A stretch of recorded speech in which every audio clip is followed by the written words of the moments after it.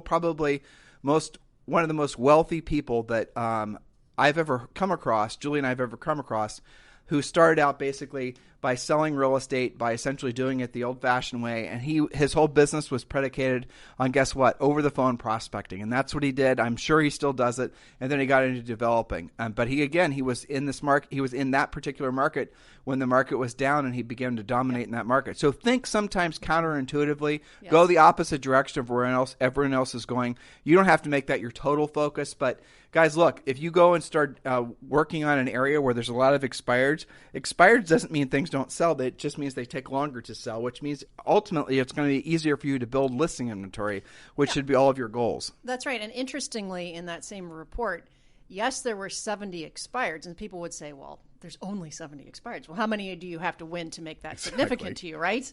But there were also almost 400 withdrawals. Right. Which is an agent seeing it expire and getting in front of it in most cases. Now, some of that's incredible, actually. That could have been a building, a new construction condo building that a builder pulled out of the MLS. You just have to watch and see what it is. But Julie, level off with what you just said. So that was 470 essentially homes that were taken off the market that a proactive agent could then be calling and finding out why the heck those were taken off the market. And that doesn't include the new construction that didn't even make it to the MLS. And that's in 1 month. So, right. So if you guys think there's a lack of inventory, there's a lack of inventory for agents that don't know how to do anything other than just look in the MLS.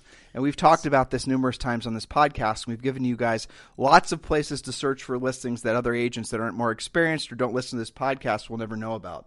That's right. Now, circling back to everyone wanting more inventory and nobody wanting a housing crash, we have home builders urging Congress to address the inventory crisis. Now, some of you guys don't really know what the National Association of Home Builders and certainly what your NAR does, but they're working together to rectify the tremendous housing shortage in the U.S. Okay. I haven't read this article. Yeah, so Jerry Howard, who is the CEO of the National Association of Home Builders, that's the NAHB, testified before Congress and called on lawmakers to enact key policy proposals that will help home builders expand the housing supply, reduce the housing deficit, and improve housing affordability for all Americans.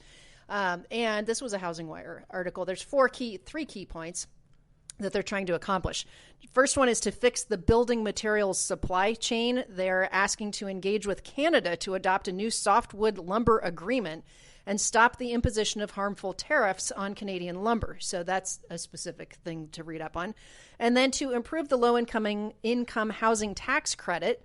There's actually something that's called the Affordable Housing Credit Improvement Act that the builders are pushing for. And that would help to finance more than 2 million additional multifamily units over the next decade. Now, that can be apartments, that could be condos, that can be mixed use, but that's going to get more inventory out there. And then to reformulate current homeownership tax incentives because the recent tax changes have undermined effectiveness of the mortgage interest deduction. So this is all being discussed with the actual NAHB working with NAR to lobby Congress to make things a little bit easier. It is fascinating. I don't have an opinion on this, but it is fascinating to think how much actual housing shortage is caused by over-regulation and things like what you were just pointing out in that particular article from Housing Wire. Like you and I were driving on our U.S. tour here. We were driving down from Oregon to California. Mm-hmm. And guys, in Oregon, Idaho, Washington State, every place we've been, this is going to sound strange, but there are tons and tons of water. You saw the rivers full, the lakes full. People fishing, people boating, people rafting. Mooses wading. Exactly. Bears